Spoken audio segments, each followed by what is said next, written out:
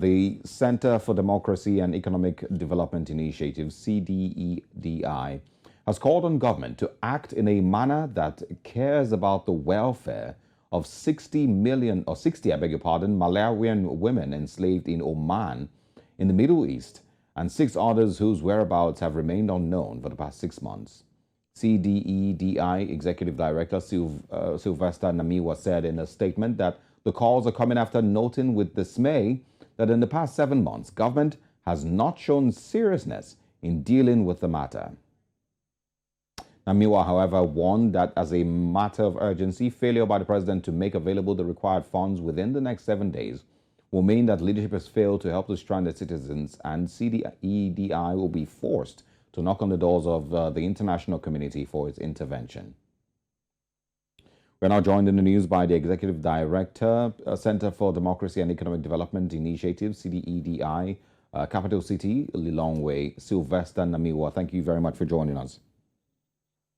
Thank you, and thank you for inviting us. Yeah, it's pretty hard to believe that in the 20th or 21st century, people are still being trafficked.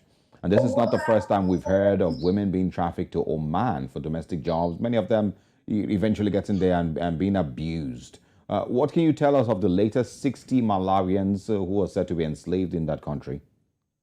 It is inconceivable that in this day and era, when slavery was abolished in 1865, that the Malawian women have been trafficked. As I'm talking to you now, they're working in Oman, in the Middle East.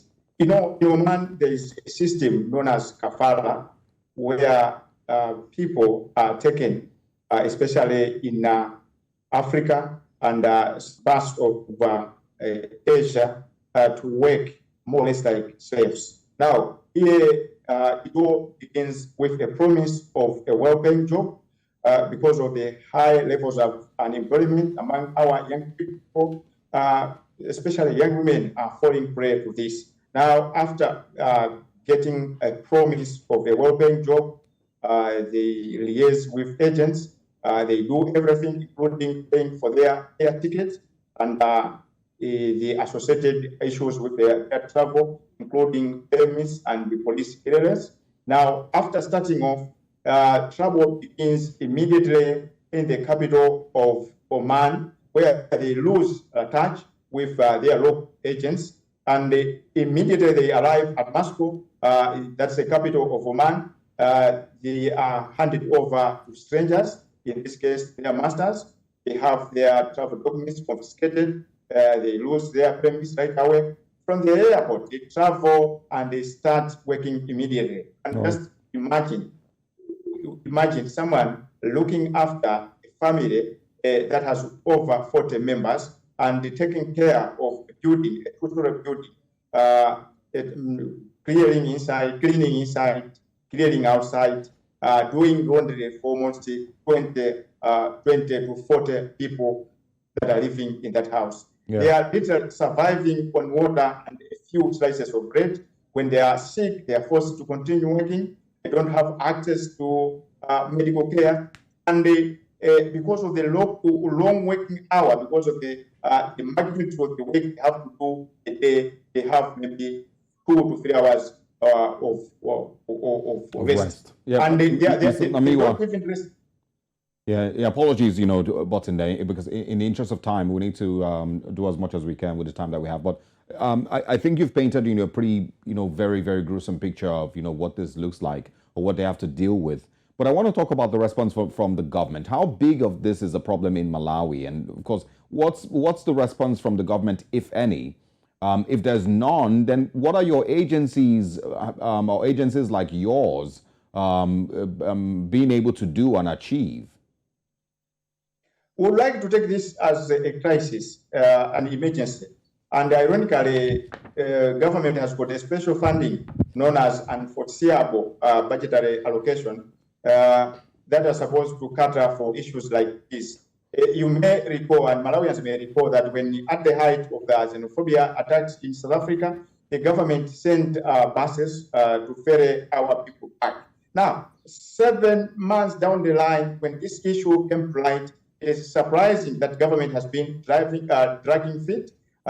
to ensure that the cabinet should approve the required. Because look here, since this tradition is legally binding in Oman, authorities there's nothing they can do. Now, for 1 to 3 their citizens in that kind of situation, they are asked to pay back the money which they used to buy because these young women, and that money translated into $2,526. As I'm talking to you now, 3 have managed to pay back that money, and they had to regain their freedom. So what we are doing is we are pushing government to say they should make available funding from the unforeseeable budget allocation. That is about 3 million Malawi kwacha, $2,526. It's not a big money. If you multiply that by 60, it is giving you about 180 Malawi kwacha. So much that these people should come back to enjoy their birthright, and they should not be exposed to that dehumanizing kind of work they are subjected to in Oman. So we have really put down. We have written the authorities. We are giving President Lazarus government 7 days. Today is day number 2, meaning we are remaining with 5 days. Should they not make available the required money so much that these people should be freed? It will be construed as this government does not care about the plight of this vulnerable. Because you see how a society looks after its people is mirrored through the way it is looking after its less privileged and vulnerable. Now, these people are vulnerable. Talk about it. Apologies. Talk about it on the government level now, because you just mentioned how a society looks at its people. So I want to talk about the Malawian government. Do they, have any concerns about the women?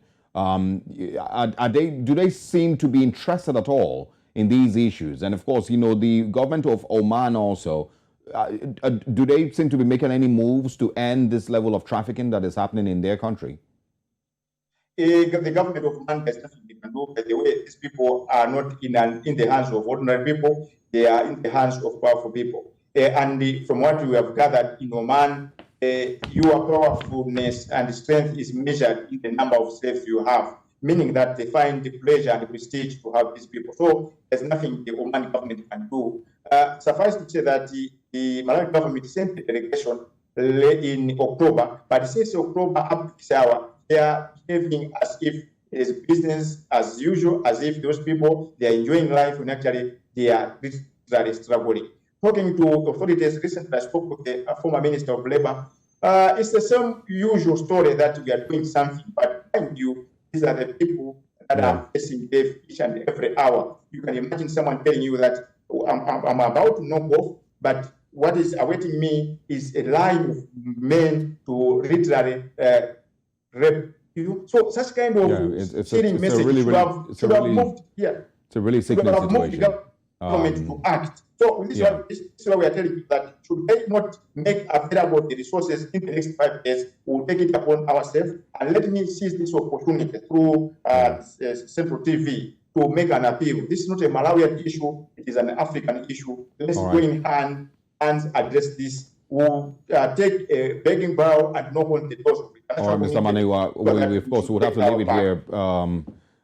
Of course, we would like to speak with you again and see where this leads, and see if there's any updates on this story. But thank you very much for your time. Thank you for speaking with us and for sharing this story with the continent. You're welcome. Thank you. All right.